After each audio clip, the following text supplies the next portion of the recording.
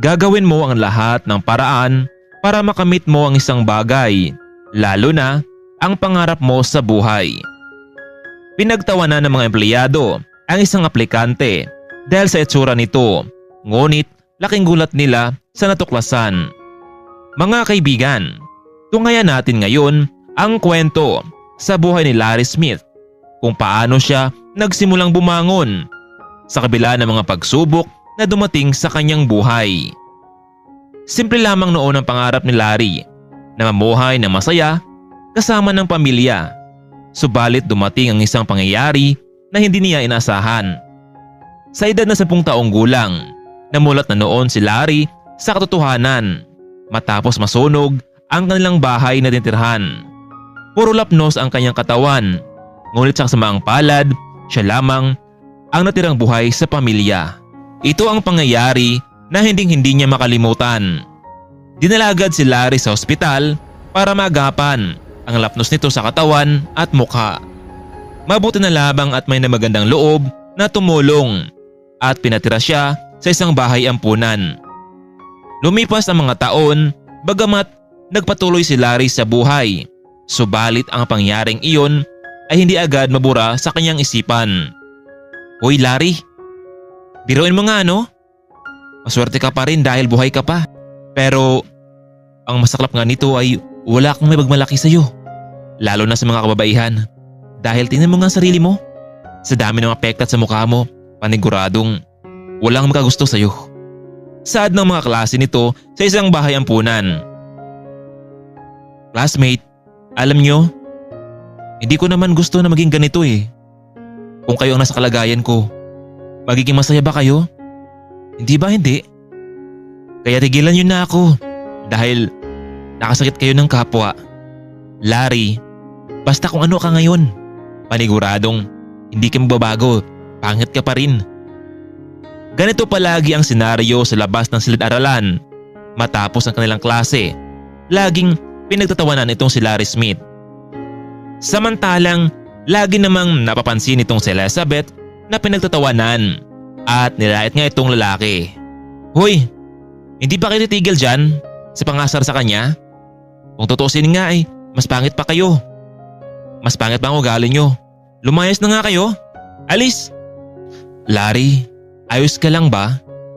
Pasensya ka na sa mga yun ha. Palibhasa bobo kasi mga yun eh. Nainggit lang yun sa'yo. Naku, maraming salamat sa pagtanggol mo sa akin, Elizabeth ha. Totoo naman talaga sinabi nila eh. Kung hindi lang ako matalino, marahil mas lalo pa akong pinagtawanan nila. Kaya nga Larry, gamitin mo yung talino mo. Ipakita mo sa kanila na kaya mo silang labanan sa pamamagitan ng pag-aaral. Naku, maraming salamat Elizabeth. Mabuti na lang at may kakampi ako. Hindi may kakaila na talagang matalino itong si Larry, kaya marami sa kanyang kaklase ang nainggit sa kanya.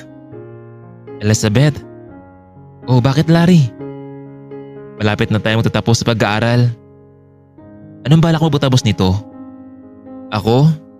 Alam mo, may nabalitaan kasi ako na may mga kumpanya raw na nag-alok sa atin ng trabaho. At sa pagkakaalam ko Larry, isa ka sa napili nila para makapagtrabaho. Hindi ko lang alam kung totoo yun. Sana nga Elizabeth, maging totoo ang sinabi mo. May iba nga tayo. Alam mo, mula noong bata pa tayo, hindi ko nakita na nakipag-usap ka sa ibang lalaki. Ay, paano naman kasi Larry, halos mga lalaki dito. Puro mayayabang. Hindi ko tulad mo na sobrang bait, matalino at magaling. Ganyan ang tipo kong lalaki. Talaga Elizabeth? Oo naman. Alam mo Larry, hindi natin alam kung saan tayo mapadpad pagkatapos nito sa graduation natin.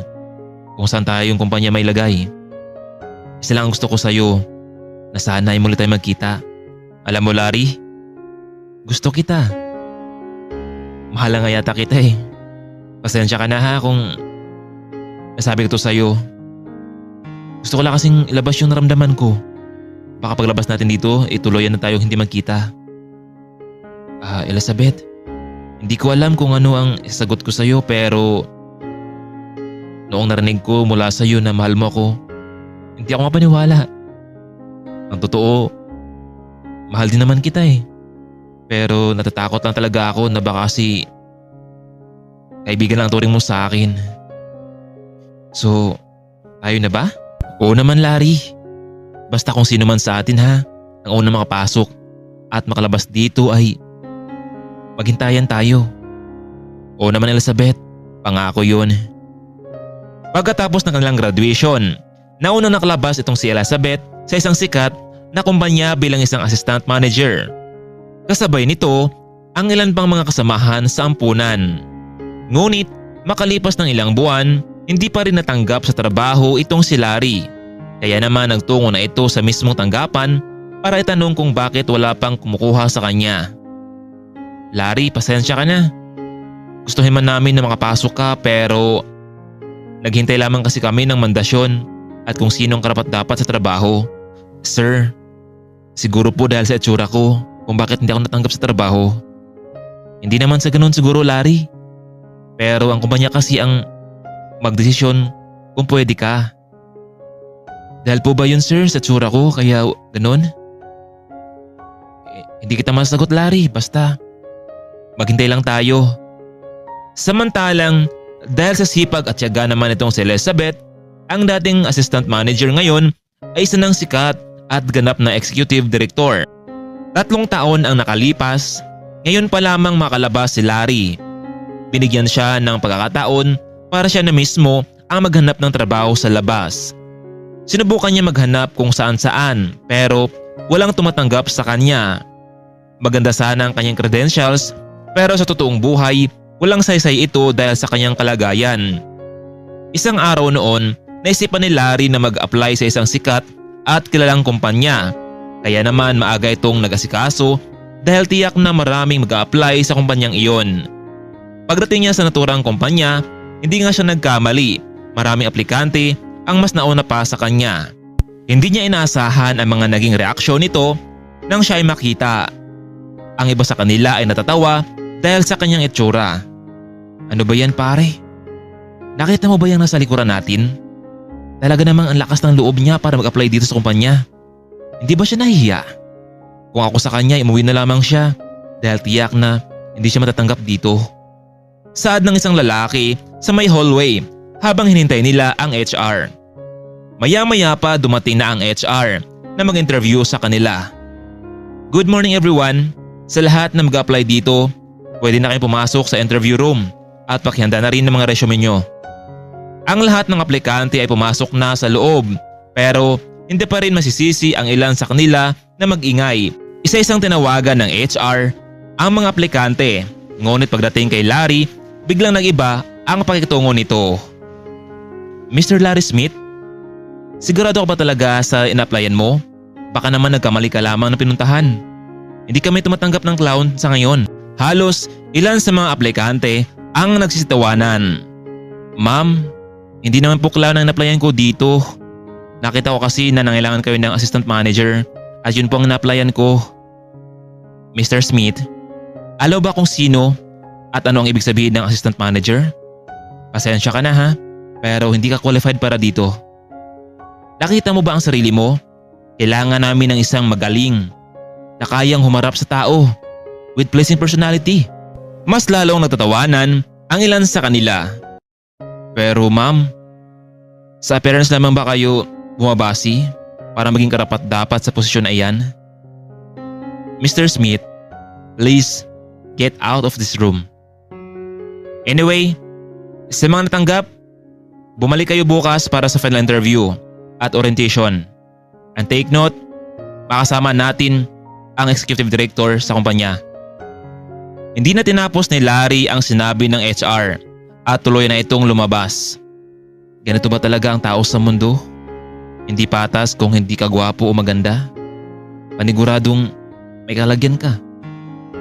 Mula sa second floor ng building, bumaba na si Larry at palabas na sana ito ng building sa hindi inaasahan nakasalubong niya ang isang magandang babae. Larry? Elizabeth? Hindi ko inaasahan na dito pa tayo magkikita. Anong ginagawa mo dito Elizabeth? Ako? Dito ako natatrabaho. Ikaw Larry? Mag-apply sana ako bilang assistant manager pero Sa HR pa lang mukhang bagsak na ako. Maswerte ka, Elizabeth, dahil may trabaho ka na. Isa pa, ang ganda mo ngayon. Kaya paniguradong matanggap ka agad talaga sa trabaho. Samantalang ako, maganda nga ang credentials ko, pero ang personal appearance ko naman, wala. So paano, Elizabeth, ha? Baka maliit ka na sa trabaho mo. Napagalitan ka pa ng HR nyo. Hindi, Larry. May oras pa naman eh. Natatandaan mo ba ang sinabi ko sa'yo noon? Yung pangako natin sa isa't isa sa bahay ampunan? Oo naman, Elizabeth. Natatandaan ko yun. Pero iba pala ang sitwasyon dito. Sa mundong mapanghusga. So Larry, kumusta ang in-applyan mo? Ayun. Ang iba sa amin ay for final interview na bukas at orientation kasama ng executive director. Larry, makinig ka. Yung mga napag-usapan natin noon, hindi ko rin yun nakalimutan. Bukas sa ganitong oras, bumalik ka. Bakit naman, Elizabeth? Basta bumalik ka, okay? Kinabukasan, bagamat may pagalinlangan, muling bumalik itong si Larry sa may interview room. Alright, good morning everyone. Please have a seat and relax dahil maya-maya lamang ay darating na ang executive director natin. Oh, ikaw si Larry Smith, hindi ba? Hindi mo ba naunawaan ang sinabi ko sa iyo kahapon? Hindi kami tumatanggap ng clown dito. Umalis ka na kung ayaw mong kalagiring kita palabas ng kumpanya. Medyo nagkakagulo na sa loob. Tumigil kayo! Saad ng isang boses na nanggagaling sa labas. Miss HR, ganito ba ang pakitungo mo sa mga aplikante? Dahil ba sa kanyang anyo kaya hindi ka pabor sa kanya? Nakita mo na ba ang kanyang credentials? Hindi pa po, Miss Elizabeth. Kung ganon, tingnan mo. Alam nyo, kung hindi nyo natatanong, siya ang pinakamahusay sa batch namin. Pero, nadismaya ako dahil sa halip, siya ang unang makahanap ng trabaho. Pero iba ang kinuha nila. Kaya naman nakapag-isipan ko kapag ako ang nakarating sa ganitong pagkakataon, kailangan pantay-pantay ang trato sa kapwa. Pero Ma'am Elizabeth, matigas kasi ang ulo ng lalaking yan eh. SR, makinig ka. Ako ang nagpabalik sa kanya dito kahapon. Aaminin ko sa inyong lahat. Si Larry Smith ang naging inspirasyon ko para umabot ako sa ganitong posisyon. Siya ang nobyo ko at kailanman hindi ko siya ikakahiya at sabihin sa lahat ng tao na mahal ko siya. Mahal namin ang isa't isa. Labis ang pagkagulat ng mga empleyado sa oras na iyon. Paumanin po, Miss Elizabeth. Sorry din po, Mr. Larry Smith, kung pinagtawanan ka namin at hinusgahan. Ayos lang yun. Pero sa susunod, huwag niyo na ulitin dahil may damdamin din kami at nasasaktan. Isa pa, hindi niyo alam kung bakit ako naging ganito. Ilang taon ang lumipas, tuluyan na ngang nagpakasal ang dalawa. Masasabi natin na talagang hindi pantay-pantay ang pagtingin ng mga tao. May mapanghusga, mapanglait, ganun ang daloy at takbo sa mundong ito. Pero kahit ganun pa man, mailan pa rin sa mga tao ang may mabubuting puso at pantay-pantay ang pagtingin sa kapwa. Mga kaibigan, nagustuhan nyo ba ang ating kwento? Kung ganun, huwag kalimutang i-like at mag-comment. Maraming salamat pong muli sa walang sawang pagsuporta ninyo sa aking munting channel. Abangan po natin ang panibagong kwento na nagbibigay inspirasyon sa ating buhay. Maraming salamat at paalam.